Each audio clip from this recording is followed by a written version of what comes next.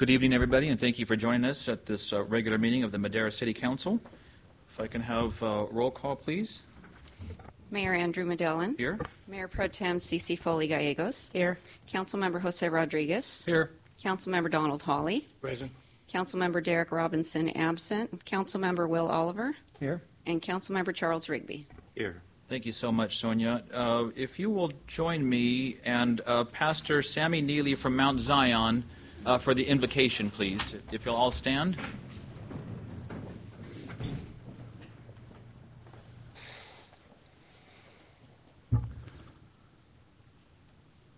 Most gracious Master, we once again allow our opportunity to come in your presence. We ask that you bless this meeting, allow civil grace to be conducted, Father, as we do the business of this city. Father, we ask that you look upon this city, look upon all the citizens here, that we conduct business in a sensible manner, Father, doing those things that you have ordered us to do, that we obey the laws.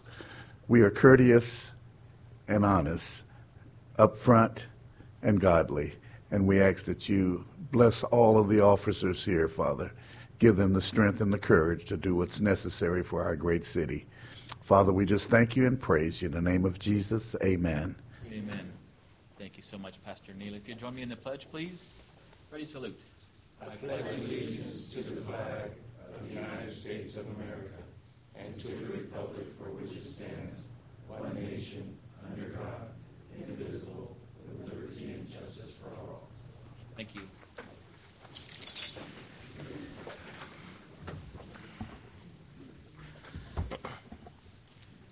We'll move into public comment. The first 15 minutes of the meeting are reserved for members of the public to address the council on items which are within the subject matter jurisdiction of the council.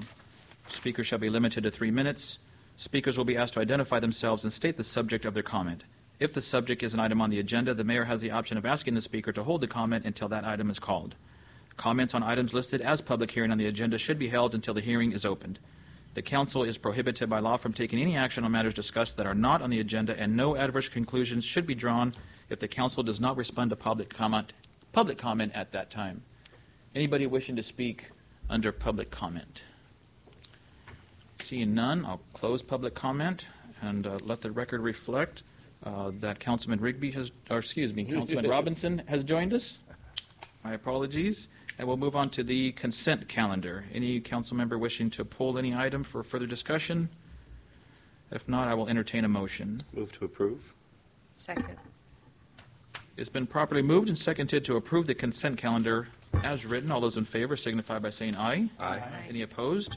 Motion carries unanimously. Moving on to item C1, it's a public hearing in consideration of introduction of an ordinance deleting in its entirety Title 10, Chapter 3, Section 513 of the Madera Municipal Code. Mr. Boyle. Thank you, Mayor Medellin. Council members, indeed, our first item on tonight's public hearing agenda is a ordinance to change the current ordinance, which is for secondary dwelling units, and make provisions for a new ordinance which addresses accessory dwelling units. The city's secondary dwelling unit ordinance was adopted in '93. It's been amended once before. It allowed for secondary dwelling units, and those units were only allowed in the R1 zone district. There were a set of criteria established at that time for the secondary dwelling units. With the last legislative session, a new state law mandated an update to the secondary dwelling unit ordinance and the rename to those accessory dwelling units. The intent was to promote additional housing. The new ordinance proposes to allow, I'm just going to call them ADUs, allow ADUs on all single-family residential parcels. And when I mean to say all, note that the prior ordinance only allowed ADUs on R1 zone, a zone that would be a typical of a single-family residential neighborhood. The new ordinance allows it in any single-family residential parcel, so whether it's an R1, an R2, or an R3 parcel, if there is one single-family residential unit established upon it, there's a provision for an ADU or a junior ADU on that property. Noting that, though, that if you have a single-family residential home on an R3 lot, that would mean that if you installed a secondary dwelling unit, you would be essentially relinquishing your density standards that might be applicable to an R3 parcel. It's also allowed in the new ordinance on within PD zones, but with a caveat. Planned development zone districts are approved and developed with a precise plan. And if that precise plan, most of the precise plans in existing planned development zones don't have provisions for ADUs. So in order to place an accessory dwelling within an existing planned development zone district, you would have to amend the precise plan that provides for that, allow for a public hearing process where neighbors would be able to digest the merit of allowing for accessory dwelling units within their subdivision, and then with that decision made by those residents, you could make provisions for an ADU within planned development zones. The staff has to digest the merit of allowing for ADUs in upcoming new precise planned areas based on the criteria of the subdivision, its density, how large lots are, how small lots are, and the like. In all cases, though, a zoning administrator's permit, as was the case in secondary dwelling units, our old ordinance, is required in the processing. Why allow for ADUs? Well, per the state's ordinance, so as to increase the supply of smaller and affordable housing while ensuring that such housing remains compatible within the existing neighborhood. And it's with that in mind that there's a specific application process that can be done concurrently. You can submit for a building permit and for a zoning administrator's permit at the same time. And so there's a required that all decisions are made within 120 days for ADUs. There's also development standards that are applicable to the ADUs, and each ADU must be consistent with those development standards. I show a graphic here which is two-story. The development standards for two-story versus single-story are different. There's also criteria for parking, et cetera. And there are deed restrictions that are required such that the owner must occupy the primary residence. There are provisions that provide relief on impact fee, which was heavily lobbied at Sacramento, and there are reduced parking standards. I shouldn't say in some cases, because in most cases, any accessory dwelling unit less than 750 square feet that doesn't convert an existing garage or other type of facility that's used for the parking of vehicles isn't required to add an additional parking stall. It's one of the other components that was meant to promote additional housing stock within the existing fabric of the city. There's also a component of the ordinance that provides for junior accessory dwelling units. And it's relatively clear that the purpose and intent of that ordinance from Sacramento was to provide for these next-gen home within a home types of scenarios. But the ordinance isn't specific to that type of housing. It's possible that an individual could carve a junior accessory dwelling unit out of an existing residence that would be consistent with the ordinance for the junior accessory dwelling unit. Maybe the critical difference between an ADU and a junior ADU is that within the junior ADU, there is an entry, there's a shared access point between the ADU, that next-gen home per se, and the primary floor space within the house. So that's also provided for within the ordinance.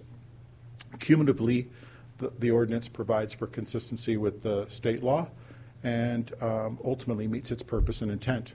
And with that said, staff would recommend introduction of an ordinance deleting in its entirety Title 10, Chapter 3, Section 513 for secondary dwelling units of the Madera Municipal Code and replacing it with Title 10, Chapter 3, 513 accessory dwelling units, and amending subsection 10-3.504.1 are uses allowed with a zoning administrator permit in order to address the requirements of recently adopted law. That completes my presentation. I'd be happy to answer questions you might have. Thank you, Chris, very much. Any questions of Mr. Boyle? Councilman Oliver. Hey, Chris, with regard to the waiver of impact fees, what would be the criteria there? Well, If the accessory dwelling unit is being created and carved out of an existing home, there isn't a requirement for any impact fee. If it's a freestanding new accessory dwelling unit, then there would be a requirement for impact fee to be paid as it relates to that unit. In the past, there were requirements. If it was considered a secondary dwelling, it would pay the applicable fees. Okay, great. Thank you. Councilman Rodriguez. Yes, Chris, thank you for that presentation. So with the new ADU law, then obviously there are some barriers that existed before. So what sort of streamlined process can someone expect? And I think my colleague here might have asked the question as far as impact fees, but what other fees are we looking to maybe, I'm not sure if it's waived or not. I know that something to do with the connection fees, electrical, water, sewer. Is that also help the person or whomever is asking for the permit kind of streamline and not so much have to worry about the standard fees that you would pay when you're building a home or residential? Well, that's a good question, Councilman. And in a way, it's complex, and I'm going to try and simplify it. As Councilman Oliver noted in questions about the impact fees are a real deterrent to accessory dwelling units in the past. That's a real reason why the state sought to provide for incentives to individual homeowners on appropriately sized parcels to provide for secondary dwelling units. But there are other concerns associated with it as well. Difficulties in you may be able to provide for that secondary dwelling unit or an ADU, but not have additional space for a parking stall, or I lost my train of thought.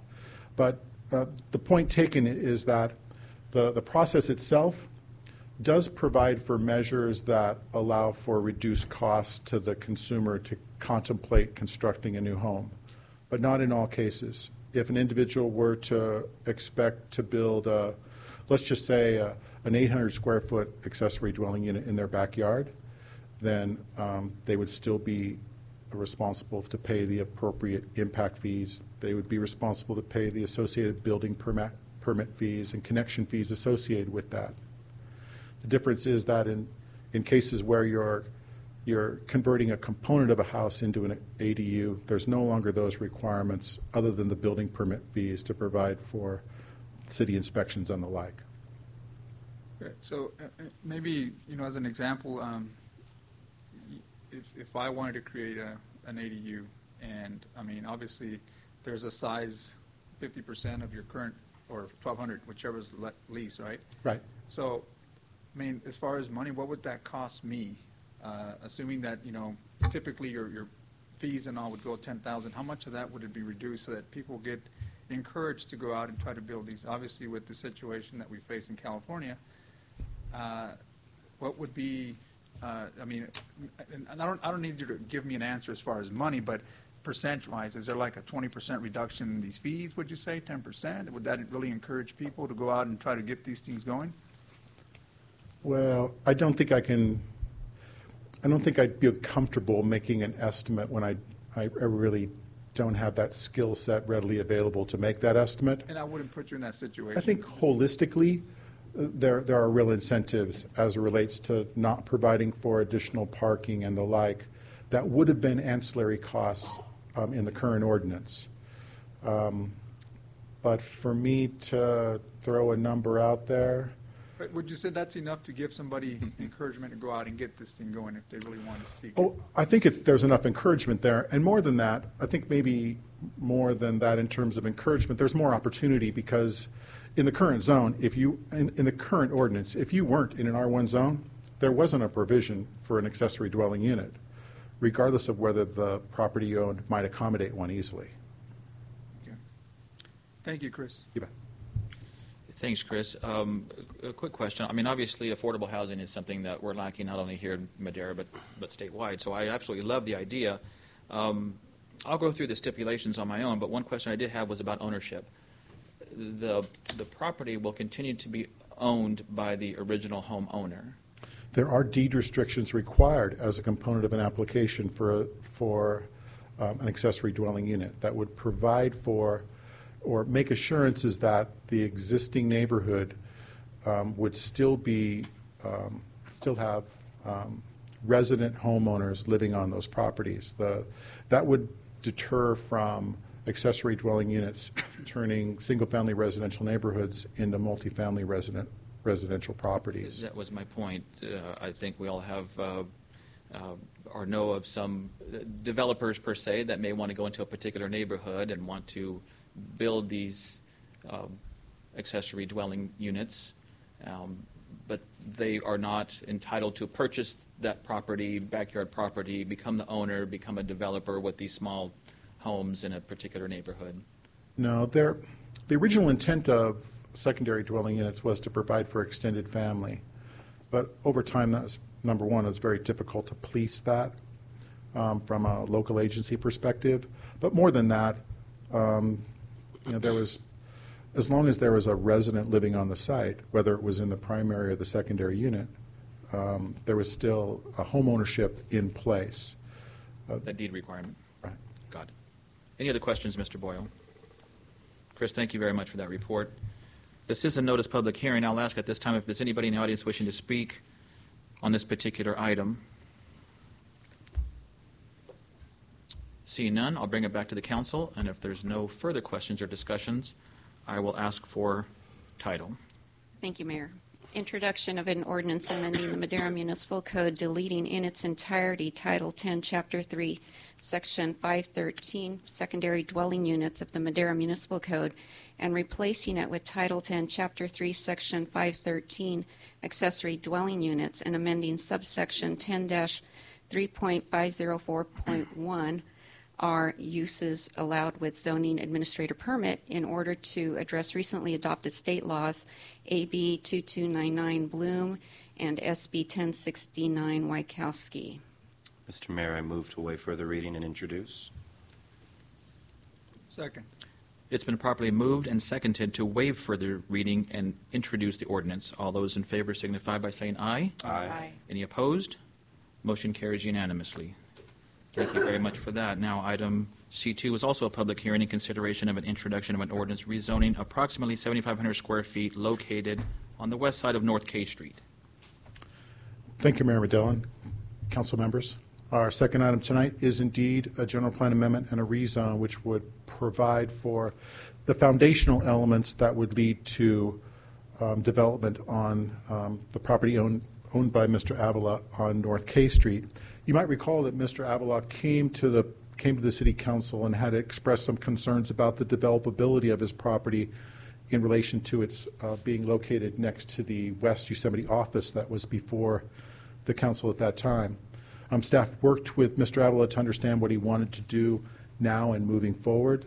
And ultimately, Mr. Avila wants to provide for the opportunity to maximize the density of this parcel. And that makes sense as relates to the apartment complex immediately adjacent to it, and now the soon-to-be developed professional office complex immediately to the south of it. So his current zoning on the site is R2, and his current general plan designation is low density. So there isn't consistency there. But in this case, the rezoning and the general plan amendment cumulatively allow for a high-density development to occur on this street section. So cumulatively, they would allow for future development of up to 4 units on the property. The R3 zoning designation provides for 1 unit per 1,800 square feet, which would calculate to 4 units on the property. He currently has 2. The development of that site, Mr. Avila doesn't have a set development strategy at this point in juncture, but any redevelopment of the site to take advantage of that increased density would be done via a ministerial review, an application for site plan review. Zoning takes the property from an R2 to an R3 designation, and that would be consistent with the general plan. And as I noted, it allows up to 1 unit per 1,800 square feet. That component of the request is through the approval of a rezone, and it's facilitated through adoption of an ordinance. And this proposed action this evening would introduce the ordinance, and a second reading would finalize that process. The second component within the request is a general plan amendment, and that would change the designation from an LD, low density, to a high density designation, and that would in turn also provide for consistency. That's done through the approval of a resolution of the City Council. I would note the Planning Commission forwarded a positive recommendation from its October 10th meeting, and that resolution is part of your staff packet. And with that said, therefore, staff would recommend two actions tonight by the council. One would be introduction of an ordinance rezoning approximately 7,500 square feet located on the west side of North K Street, north of its intersection with West Yosemite Avenue, from the R2 to the R3 zone district. And the second action would be adoption of a resolution amending the general plan land use designation on the subject property from LD to HD. That completes my presentation. I'd be happy to answer questions you might have. Thank you, Chris. Councilman Hawley has a question. Yes, Chris, looking at this property, I noticed there's two houses on that lot right now, right?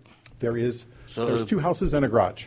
Yes, so if we grant this, that means he can decide down the road that he wants to tear those houses down and build apartments?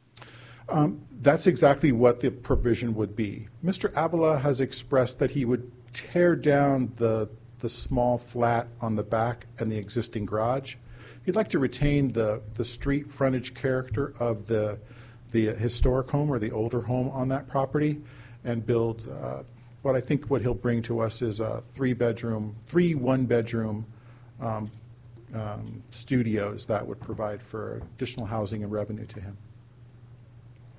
Although, again, I have not received an application from him. Okay. That's it. Thank you, Mr. Councilman. Any other questions of Mr. Boyle? Thank you very much, Chris. This, too, is a notice public hearing. Is there anybody in the audience wishing to speak on this particular item? Yes, sir. If you'll state your name and address. My name is Humberto Avila, and I'm the owner of the property on 118 North K in Madera, California.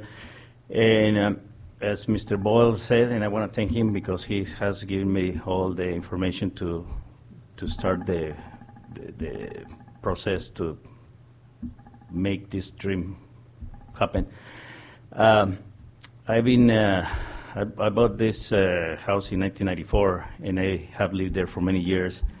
And my kids, grew up there. They went to the schools, John Adams, and then the Madera High School. So I want to keep the main house because I'm going into retirement. But at the same time, I want to have this opportunity to, try to have a couple of apartments to rent and make an extra money. And that's the reason why I make this application, and because I'm going to be between the professional offices and another big apartment complex. So I'm just asking your consideration to approve this, and that's it. Great, Mr. Avila. Thank you so very much. And really, I have to thank you for the process. It was months ago that not your property, but another property on Yosemite and K that was of question. And you came down because you were the adjacent property owner. And we're not only moving forward on that Yosemite and K property, but now we're going to improve it even more with your property. You're going through the process the right way. My understanding is that you and Mr. Boyle and staff have been working very close together. Yes. And getting us to this point. Yes, and I don't have right now the money for the construction, but I'm just putting the foundation. I'm not sure if I'm gonna make it. Of course. At least it's another step for my kids course. too. Again, I thank you so very much for coming down here and getting involved and being concerned about your property and the adjacent, and going through the process. And a thank you to Mr. Boyle and his team. Thank you. From that night to this evening, I think you guys have been in constant contact and getting us to where we are today. So Yes. I thank you both so very much for that. All right, thank you very much. You're welcome. Any other questions? Councilman Robinson. Yeah, I'm wondering about, like bed and breakfast, they have the website where you're on vacation, you can Need a temporary place to stay? Yes, like they, it's a big problem up there in Oakhurst. Yeah, very true. That's always an option. I'm sure Mr. Avila would be interested in any option he could Yeah, to make and also, it feasible. The secondary homes on the properties. Sure. I'm sure that he'll take that into consideration. Thank you for that. Anyone else wishing to speak on this particular item? Seeing none, I'll close the public hearing, bring it back to the council. And first I will ask for title. Introduction of an ordinance of the City Council of the City of Madera amending the official City of Madera zoning map, rezoning an approximately 7,500 square foot parcel located at 118 North K Street from the R2 Medium Density Residential Zone District to the R3 High Density Residential Zone District as identified within Exhibit A. Mr. Mayor, move to waive further reading and introduce. Second. It's been properly moved and seconded to waive further reading and introduce the ordinance. All those in favor signify by saying aye. Aye. Any opposed? Motion carries unanimously. And Mr. Mayor, I'd like to make a motion to move item C2 in the subject resolution, amending the general plan land use designation as stated. Second. Once again, it's been moved and seconded to approve item C2 as stated. All those in favor signify by saying aye. Aye. Any opposed? Motion carries unanimously. Thank you very much for that. Thank you, Mr. Avila, once again. Moving on to item E1, consideration of a proposal to enter into a grant agreement with Madera Unified School District for a water conservation pilot program.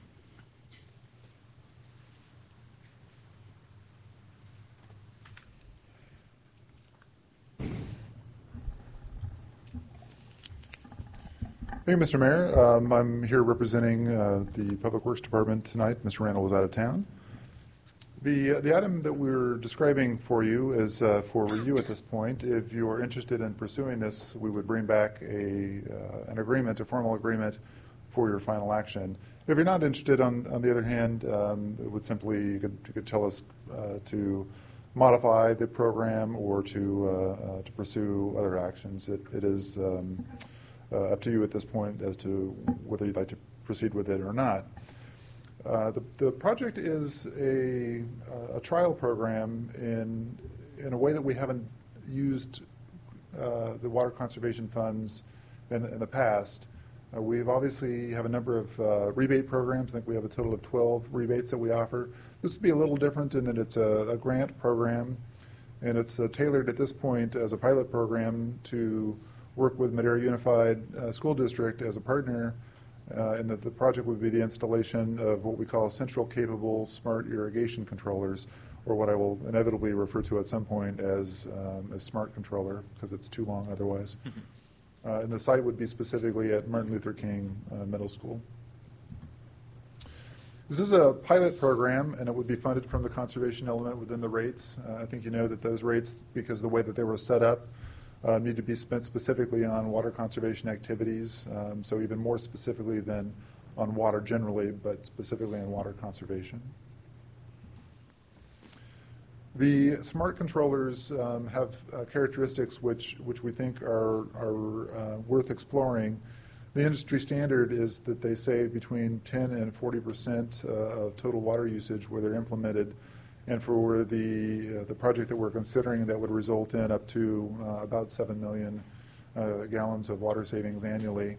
At the low end, that's something just under a little bit less than $2 million, 2 million gallons annually saved. The total amount to get there is about $100,000.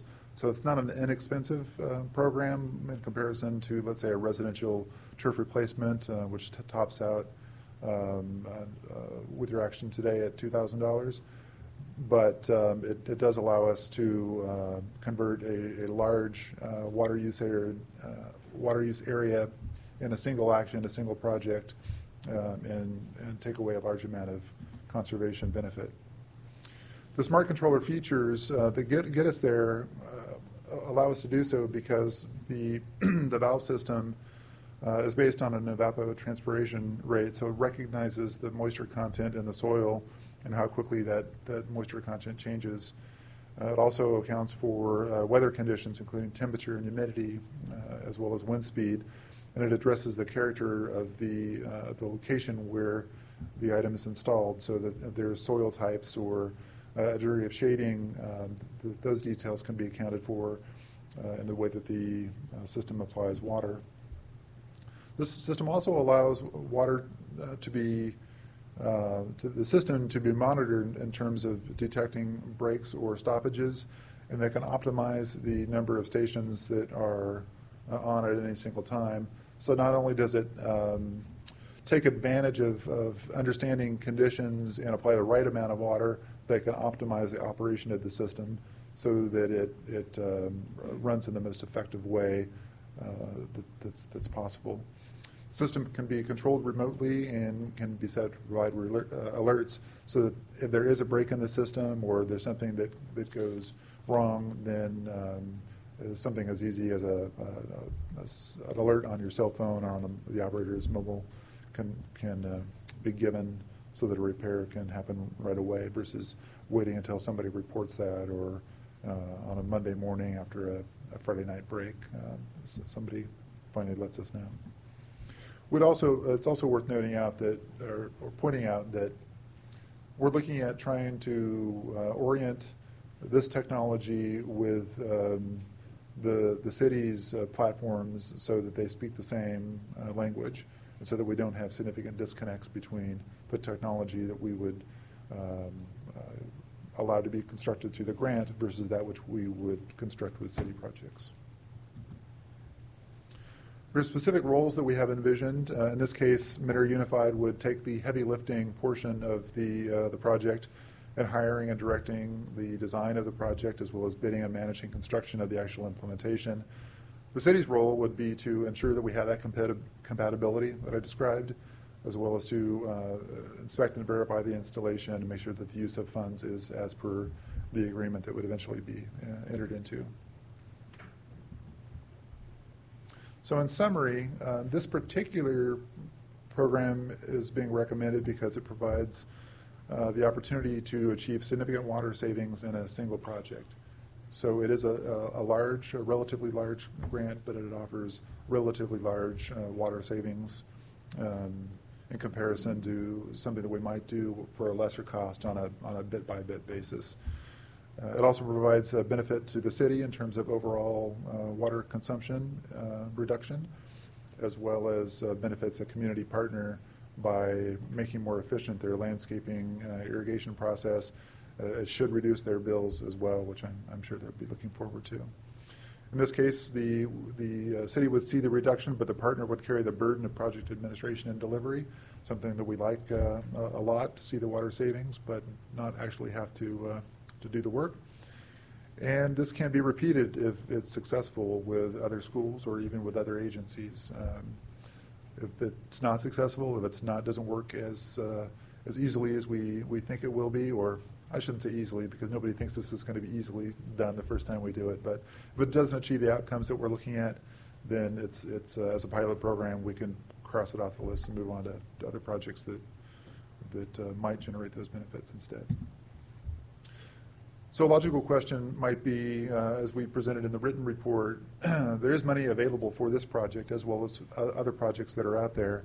And some of the other projects that we have advanced on an internal staff basis is to use these kind of smart controllers on a variety of city landscaping projects, as well as to go back in and retrofit existing landscaping with drought-tolerant landscaping.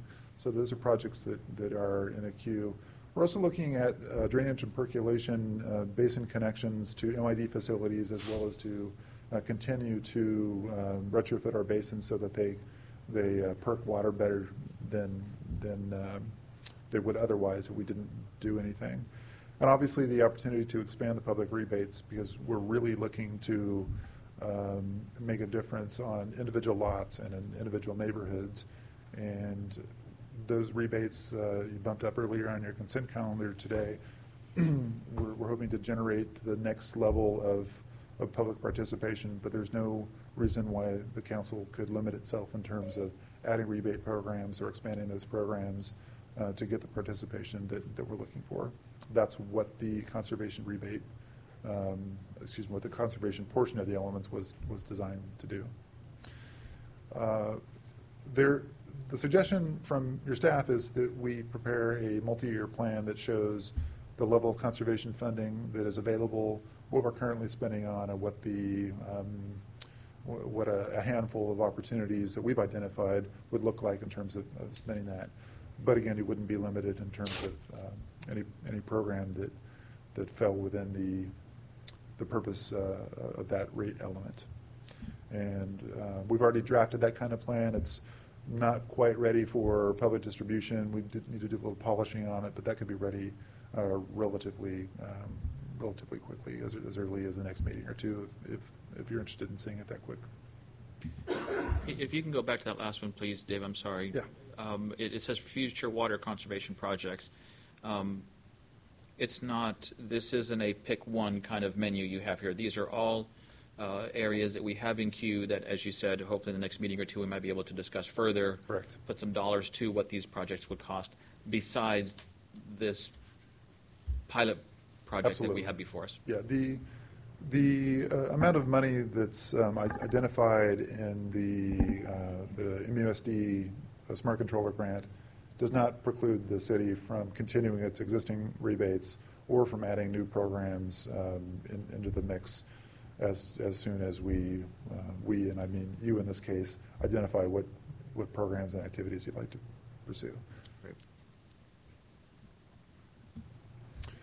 As I noted earlier, if you concur with the grant concept, we would work with the school district to develop a completed agreement and bring it back for your final consideration and approval. If you don't choose to go forward, we understand that. Just give us that direction, and I'd be happy to answer any questions that you have regarding the proposal. Great, Mr. Merchant. Thank you so much for that report. Councilman Oliver has a question. Thank you, Dave, for the proposal, and I appreciate our friends from the Madera Unified School District who have joined us as well. I'm definitely interested in some pilot projects, especially looking at more larger scale commercial uses and where it might be applicable. For this particular type of application, do you know what the lifetime is on that type of deal? Is it 10 years, 5 years? The short answer is I don't know that information. I think generally we look at 10-year life cycles for equipment of this size and scope. I think David is looking back at John to see if John may have an instance. I would do the same. John, if you know, make your way up to speak to it. And if not, just shake your head violently and we'll get the idea. And I was going to ask another follow-up question. I think it's related, is what's been the popularity of this application for residential uses, to kind of have more frame of reference as to. Thank you, Council. The system, once it's installed, operates much like any irrigation system. There's a remote weather station that's connected to a computer that then feeds information to basically an irrigation timer. It's not that much different than the one that you have in your yard, although it's more sophisticated. The system itself, its lifetime could easily exceed 20 years, depending on individual components. As you know, in irrigation controller at your house, sometimes you get lucky, you have one that lasts 15 or 20 years. Occasionally you'll get one that, it only lasts 2 or 3. We have a very sophisticated system that we currently use in the city. We use it in the parks, median islands. There's a couple of LMZs that have it. And it's, as I said, it's very, very sophisticated. Really, the only issue that we have with it is occasionally one of the printed circuit boards and the controllers will go bad. We've had great luck in sending those back to the factory and having them repaired and then sent back to us. Once in a while, you have to replace a controller, but it's that happens very rarely. 10 years minimum, I would say. We could easily surpass 20. Perfect. I appreciate that, and I think moving forward, I do think we need to look at more of a game plan as far as our conservation program, and maybe prioritizing certain applications that yield the most water savings.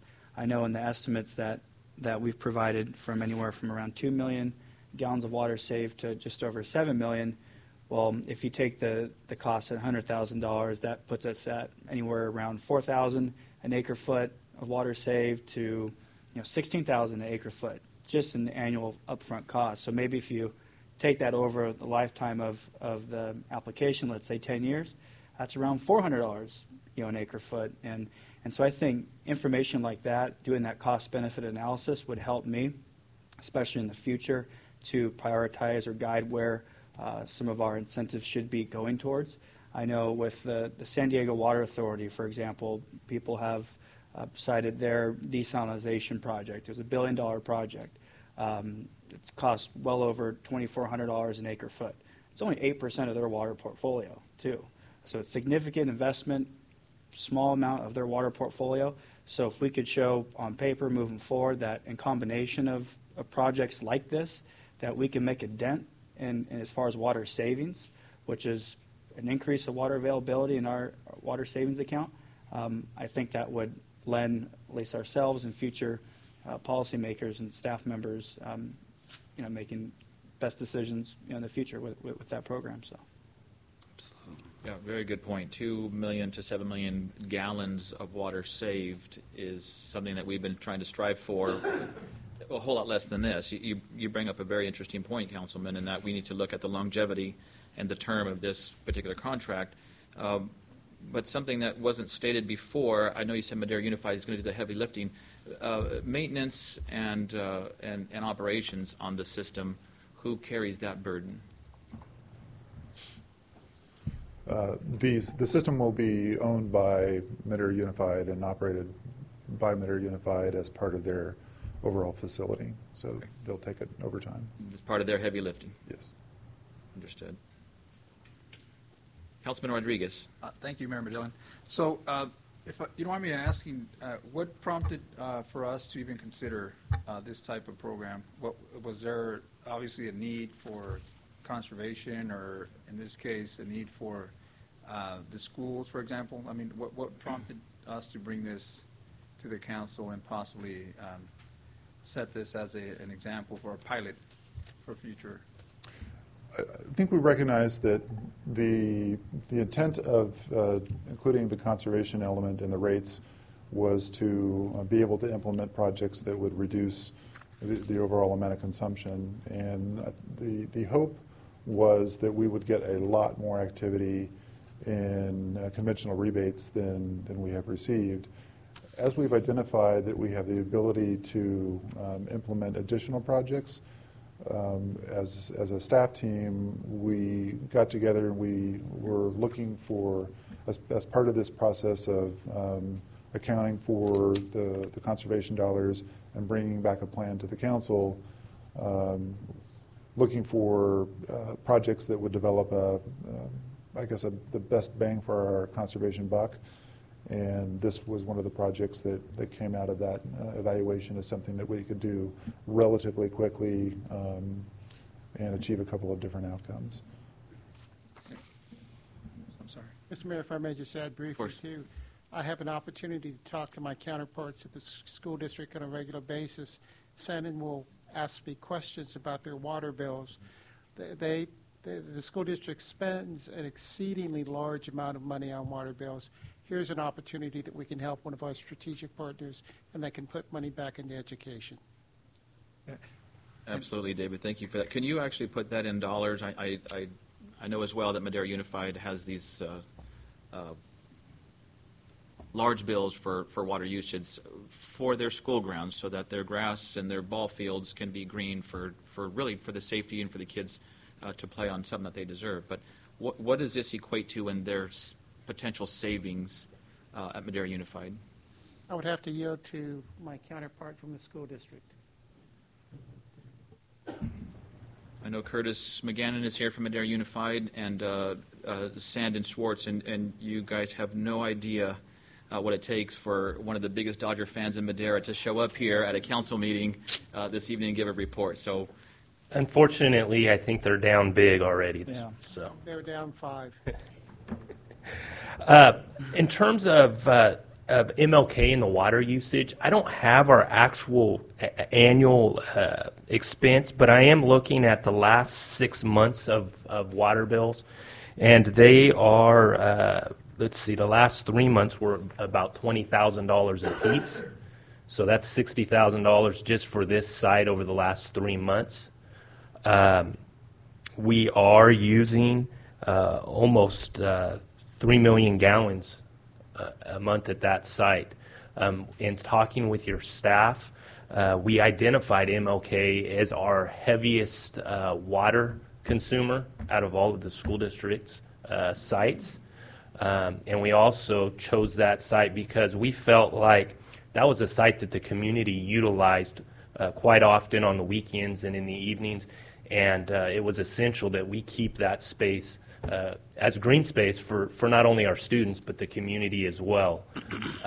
We feel like this is a great opportunity for the district and the city to partner up as we move forward on sharing green spaces and having green space type agreements, whereas that comes with expenses. And where the school district may have resources, close your ears, Curtis, in terms of maintenance and custodial that we would be able to provide, this would be an opportunity for the city to help put some money back in the school district's coffers by the way of reduced water bills. I'm glad you brought that up, Shannon. Thanks, because we have had discussions in the past, ongoing discussions about how the city and Madera Unified could share in those responsibilities and open the schools on weekends and consider them open space or park space. And I think 52 weekends out of the year, if you drive by MLK and Desmond, they're being utilized by soccer teams, softball teams, cheerleading and whatnot. So thank you for bringing that up. Mayor Pro Tem Gallegos has a question. I don't know if this is for John or not, but I know you say we have some of these systems in our parks, and I know Madera Unified probably wants to get this up and running. How long are we looking to get this project rolling if council agrees to this? Is there just an estimate? Sandon, if you don't mind, I'll have the question for you there in a bit. I won't step away. Don't go far. Upon agreement, as had been mentioned, the heavy lifting kind of shifts over to Madera Unified, and they will have to go through design and then bid process. And Sandon can probably speak to that better than I can. It all depends on how quickly they can get a designer on board, get some rough draft drawings, get them over to us, get us to approve them, and then start to move into the bid and construction process. So if you wanted to maybe firm that up a little bit. Yeah, we've never worked through a project like this. We do have somebody that would be capable of doing this design work that we work with quite frequently. I haven't spoken to him on a timetable on that, but once that work gets done, we can get this thing out and bid and probably ready to roll in a matter of a month to 2 months. Yeah, the bidding process shouldn't be too difficult just because of the scope of the work. Yeah. Councilman Rodriguez. Thank you, Mayor Maton. So, Sandon, you brought up some pretty interesting points there as far as some concessions that the Unified District might be able to give back, and that's something that I'd like to make sure that we factor in when we bring back these numbers is what other incentives we can see that the city might do back. Now, the numbers that you mentioned, 20,000, was that per site, per month? No, this is just MLK, which is our heaviest water consumer. Wow, $20,000 per month. So obviously, the city is, those are fees that you pay to the city, correct? That's correct. And, one of the things that we have to look at is that these areas are our parks. That's the parks that we utilize. Now, if you may, do you know what kind of activities go on at MLK or at this? So we do have soccer leagues, adult and youth. There are football leagues as well as practices for all of our youth teams that go on there. And that's just the fields. The courts, basketball courts and things are utilized just for pickup games as well as practices throughout the year. Yeah. And just something to consider for the council is to look at the fact that, we are limited on park space. And when we have opportunities where we can be joint partnership, especially as David was mentioning earlier, this would be a good opportunity for us to look at that. And yes, definitely want to look at the numbers. Obviously, you're going to take a lot of that burden by doing the maintenance and the heavy lifting and all. But nevertheless, you also have other concessions and incentives that you provide to the city. And those would be numbers that I'd like for us to factor in so that when we bring back those numbers to the City Council, we're able to see that and not necessarily look at it on a long period of time, but what benefit it has directly and indirectly to the community itself. So thank you, Senator. Appreciate you. And sorry about the Dodgers, man. I'm not much of a baseball It's not player. over. It's not over. It's not over. Never know. Councilman Oliver has a question. One last question, Sandin. And I agree, Councilman Rodriguez, excellent point. Their school spaces are, in part, in some form, are green spaces where available, where people don't have to jump fences.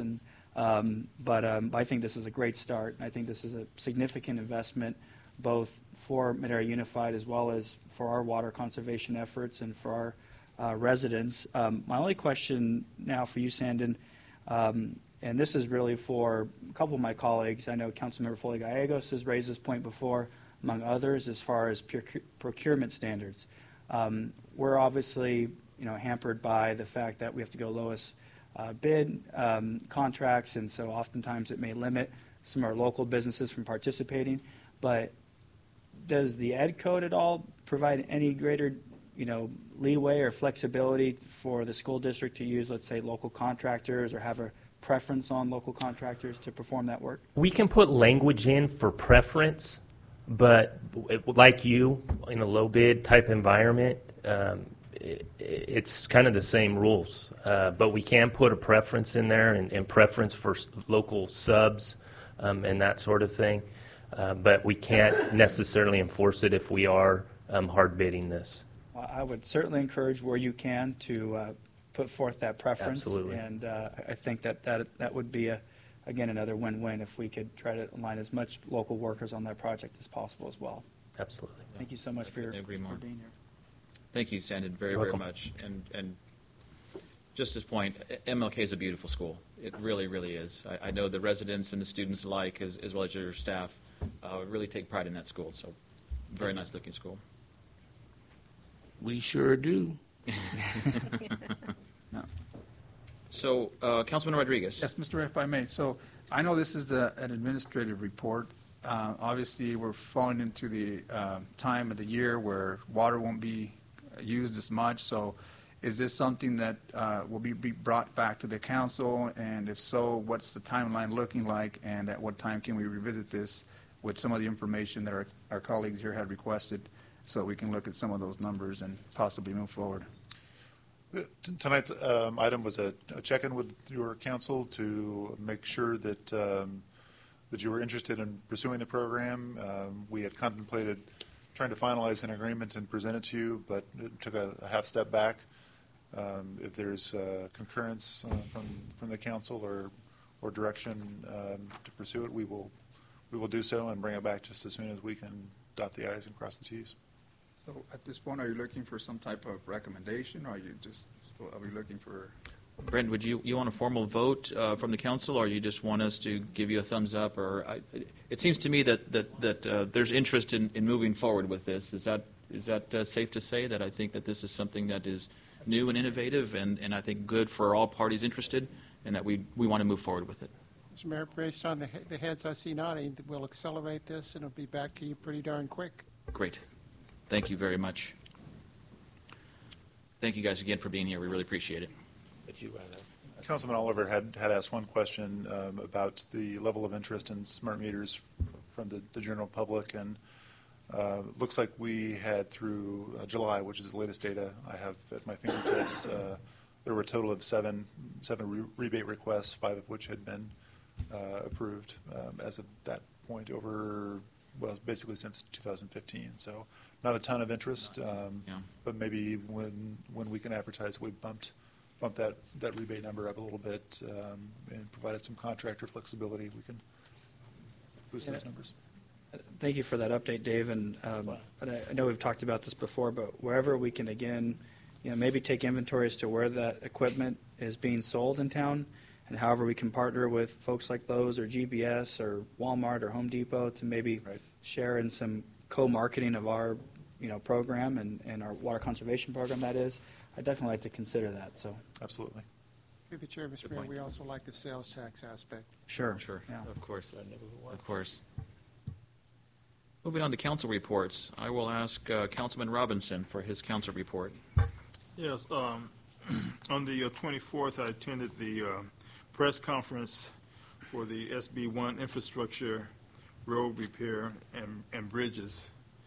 And I represented the city of Madera and the League of Cities. And then also last night, I attended a well-planned Madera Ministerial Association night light for the children. We're all organized, and it was fun. Thank you. Thank you very much for that. Mayor Pro Tem. Just busy with all these neighborhood watches that we're trying to catch up with since we had some really bad heat that we canceled a lot of them. So many of us are doing 2 a week, and we're getting good input from our neighborhoods. Very good. Thank you. Councilman Rigby. I had the pleasure of representing the city of Madera at the Cal LAFCO conference down in San Diego, and the only reason I bring it up is because Councilmember Oliver had mentioned the desalinization plant in Carlsbad that serves San Diego County. As he had mentioned earlier, a major player in their water portfolio, taking over, I believe it's 100 million gallons of ocean water daily into their desalinization plant, turning it into approximately 500,000 gallons of drinkable water. And then what they do is they send that back up through the dam located just outside Indio County. They mix it in with other drinking water and then they disperse it throughout San Diego County. It's the only of its kind in the United States of America. It's the only of its kind in the Western Hemisphere. It's modeled after one that's in Israel, and which is also modeled after one that's in Australia. And so absolutely phenomenal. The most interesting part about it is if there ever is a natural disaster where the groundwater supply is undrinkable for whatever reason, the desalinization plant can serve, under great restrictions, of course, the greater San Diego County for 3 months of drinkable water. And so just an incredible thing of what they're doing with technology and science, and gorgeous facility. But on top of that, sitting in several meetings talking about unincorporated islands, MSRs, annexations, spheres of influences, and got a lot of great stuff out of it, and I appreciate the opportunity to go down. Fun LAFCO stuff. Fun city, too. Yeah. Councilman Hawley. Wow, what did I do wrong? No. Had a chance to attend a couple of block parties, one over in Parkwood. My council partner in Gallegos came out and saw how they do their Parkwood. Mayor was there last year, so they do really a good job. Other than that, I've just been dealing with kids. And one thing, I got a hold of Channel 30 the other day. I was very upset with them, so I had to, had to express my opinion to them. We had a shooting at McNally Park. And when the paper came up, not the paper, but the newsman came up, he wants to film everything that was negativity at the park. And I got on him about it. I said, I don't mind you guys filming negativity, but right across the street at Second Missionary Baptist Church, we was having a Halloween festival, a Fest Night Out, first annual one they ever did. We had over 70 kids out there. And I told him, I said, if you want to do something great for our community, film something like that. Tell the good stories that goes on as well as you want to put the bad in there. And I got to give it to them. They did mention it on the news. Good for you. So, other than that, that's Good. it. Madera proud. Thank you very much for that, Councilman Hawley. Councilman Rodriguez. Thank you, Member Dillon. I got an opportunity to visit Ripperton. Quite frankly, I've lived here for quite some time, and I have to be honest that I had not visited that school. So I got in contact with the counselor there that's really doing some positive things with with the youth there. Mm-hmm. And, just going out there and looking at the school, obviously gave me a little tour. But, they do a lot of good things, and they say they don't get a lot of exposure.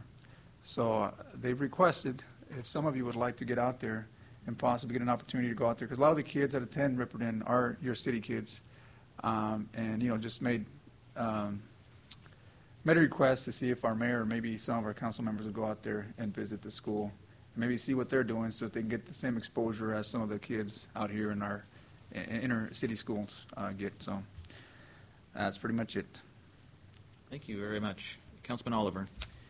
Real quickly, Mr. Mayor, I had the opportunity to join yourself, Chief Frazier, Mary Ann, Mr. Tooley, and our team for our Vision 2025 meeting last week. At our tri-agency meeting, much of the discussion was centered around homelessness, and at that time, we had shared with event attendees that they would be welcome to join our city team for our internal Vision 2025 meeting. Chief Frazier was leading, especially to provide an update to folks as to PD's role in addressing the situation of homelessness.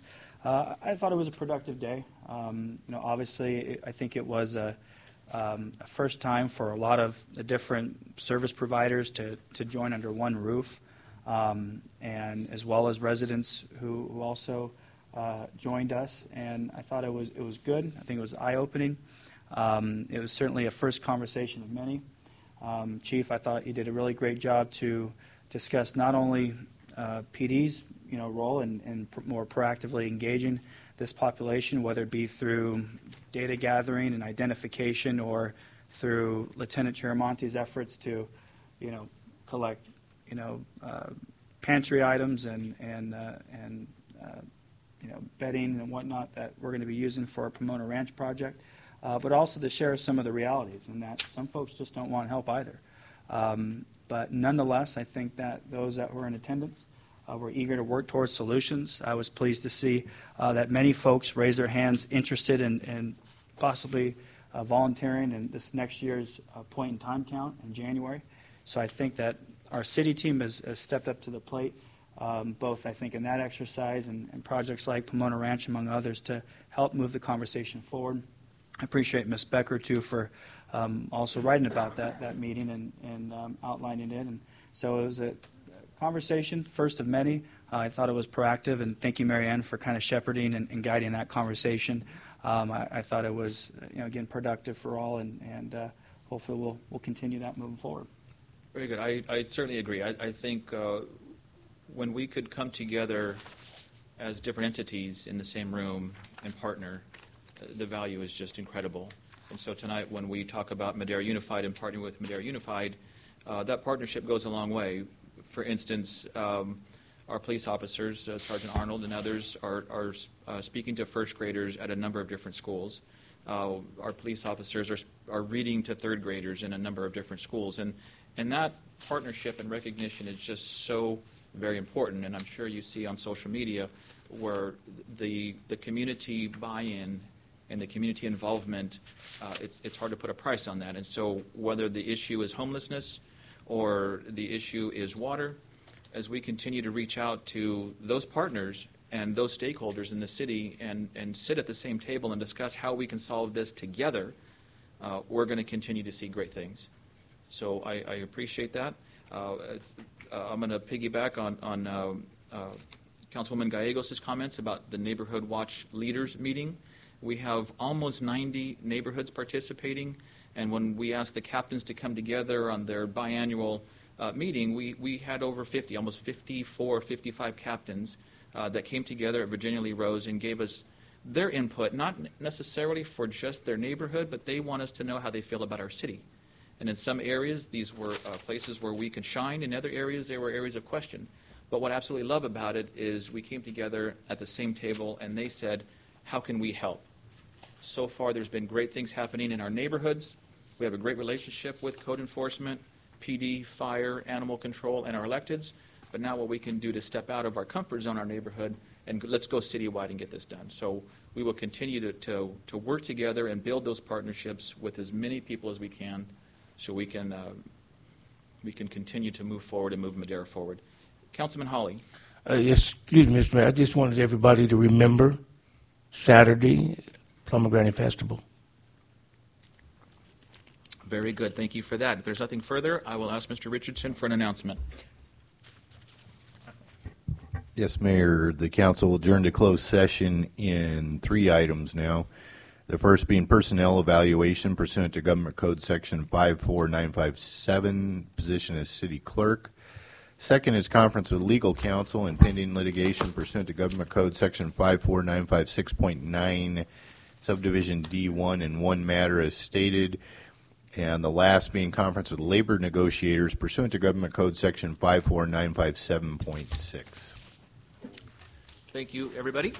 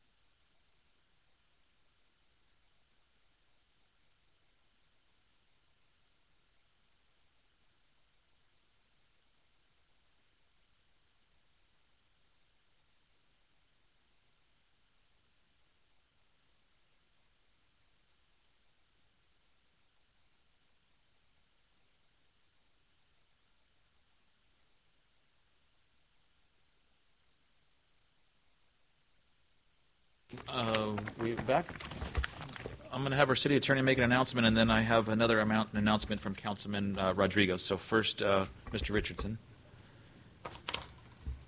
Yes, Mayor. The council adjourned to closed session in 3 items. The first being a personnel evaluation pursuant to Government Code Section 54957. The position being city clerk. The council appointed an ad hoc committee of Councilmember Rodriguez and Councilmember Hawley to meet with the city clerk.